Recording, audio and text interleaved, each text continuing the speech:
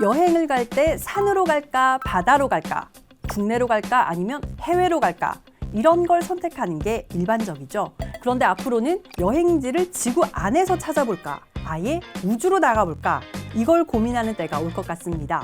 오늘은 그리 멀지 않은 미래에 실현될 우주 여행 얘기 해보겠습니다. 우주 여행하면 가장 먼저 떠오르는 기업은 테슬라의 일론 머스크가 이끄는 스페이스X, 아마존의 제프 베조스가 수장으로 있는 블루 오리진, 그리고 영국의 버진 그룹 대표가 설립한 버진 갤럭틱, 이렇게 세 곳입니다. 이 중 가장 빠르게 우주 여행을 실현시킬 것으로 예상되는 곳은 버진 갤럭틱입니다. 버진 갤럭틱이 다른 두 곳보다 실현 가능성을 앞당긴 건 목표 자체가 다르기 때문입니다.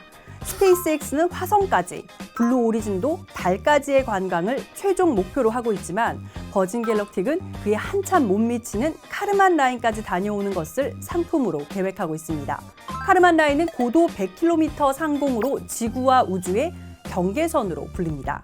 그렇지만 여기까지만 다다르면 무중력 체험도 가능하고 우주에서 지구를 한눈에 바라보는 것도 가능하기 때문에 우주 여행으로 충분히 의미가 있고 경쟁력도 있다고 판단한 겁니다. 그렇다고 버진 갤럭틱이 쉬운 길만 택해서 가는 건 아닙니다. 우리가 로켓을 우주로 보낸다고 하면 발사대에서 5, 4, 3, 2, 1 이렇게 카운트다운을 하고 이어서 위로 솟구쳐 오르는 발사 장면을 떠올리게 될 겁니다. 그런데 버진 갤럭틱은 이런 발사에 대한 인식을 완전히 바꿨습니다. 버진 갤럭틱의 로켓은 우리에게 익숙한 비행기 모양인데요. 출발도 일반적인 비행기와 똑같이 활주로를 달려서 이륙하는 형식입니다. 이렇게 로켓은 상공 15km까지 올라간 후에 상공에서 관광객을 태운 스페이스십을 발사합니다. 이후에 발사체는 다시 지상으로 돌아와 착륙하고 관광객을 태운 스페이스십은 고도 100km까지 올라가서 우주 여행을 하는 겁니다. 버진 갤럭틱이 지상 발사가 아닌 공중 발사를 선택한 이유는 비용 절감을 위해서입니다. 지상에서 로켓을 발사하기 위해서는 엄청난 추진력이 필요한데 이것은 다시 말해서 엄청난 연료, 엄청난 비용이 필요하다는 뜻입니다. 스페이스X의 펠콘 헤비를 발사하는 순간 필요한 연료가 같은 시간 미국 뉴욕 전체가 쓰는 연료량과 비슷하다는 분석도 나온 적이 있는데요. 이 정도로 어마어마하게 많은 연료가 단 한 번의 로켓 발사에 쓰이는 겁니다. 그런데 고도 15km에서는 대기 밀도도 낮고 지구 중력도 떨어진 상태이기 때문에 상대적으로 추진력이 떨어져도 되고 그만큼 비용을 아낄 수 있게 되는 거죠. 뿐만 아니라 지상 발사에 비해 날씨에 대한 제약도 적게 받을 수 있고 활주로만 있으면 어디서든 발사가 가능하다는 장점도 있습니다. 실제로 버진 갤럭틱은 로켓 발사를 위해서 발사대를 만드는 대신 미국 뉴멕시코주의 스페이스포트 아메리카라는 이름으로 일반 항공기 공항처럼 활주로를 갖춘 공항을 설립했는데요. 상업용 우주 왕복선을 위한 세계 첫 공항인 셈입니다. 버진 갤럭틱이 상업 목적으로 우주 여행을 하기 위해서는 반드시 미 연방항공청의 승인을 받아야 하는데 이를 위한 3번의 시험 비행 중 마지막 3번째 시험 비행이 올 여름에 계획돼 있습니다. 이때는 버진 갤럭틱의 수장 리처드 브랜슨이 로켓에 탑승할 것으로 알려져 있는데요. 버진 갤럭틱은 지난 2014년 시험 비행 당시 추락 사고로 비행사가 숨진 적이 있죠. 이 때문에 상품 판매를 위해서는 안전성을 확실히 담보할 필요가 있고 이를 위해 리처드 브랜슨이 직접 탑승하는 게 가장 확실한 방법이라고 판단한 것으로 보입니다. 이렇게 시험 비행을 모두 마치고 연방항공청의 승인도 나면 본격적인 우주 여행 상품 판매가 가능해집니다. 버진 갤럭틱은 이르면 올 11월부터는 서비스가 가능할 것으로 예상하고 있습니다. 화성으로의 이주, 달 탐사, 이런 목표를 가진 스페이스X나 블루 오리진과 달리 버진 갤럭틱의 로켓은 철저하게 관광에 적합하도록 설계되어 있습니다. 탑승객들이 밖을 잘 내다볼 수 있도록 여러 곳에 창문을 내고 다양한 각도에서 우주와 지구의 모습을 즐길 수 있도록 했습니다. 또 최근엔 아바타와 가디언즈 오브 갤럭시 등의 프로젝트를 성공시킨 디즈니의 이매지니어 조 로디를 전략 고문으로 영입했는데요. 이매지니어, 우리에게는 좀 생소한 직업이죠. 상상하다는 뜻의 이매진과 기술자를 뜻하는 엔지니어의 합성어인데요.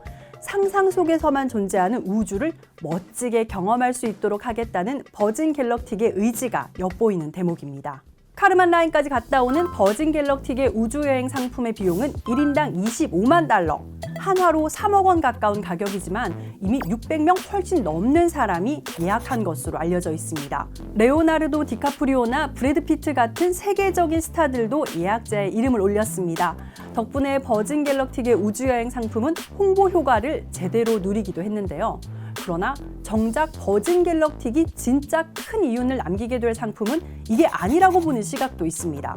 앞서 설명한 대로 버진 갤럭틱의 로켓은 활주로를 달려서 이륙하기 때문에 활주로만 있으면 어디서든 발사가 가능한데요.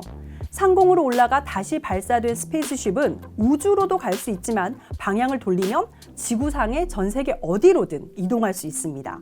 이런 방법으로 비행을 하면 발사 준비 시간을 포함해도 전 세계 어디를 가든 2시간 안에 이동이 가능할 것으로 예상되는데요.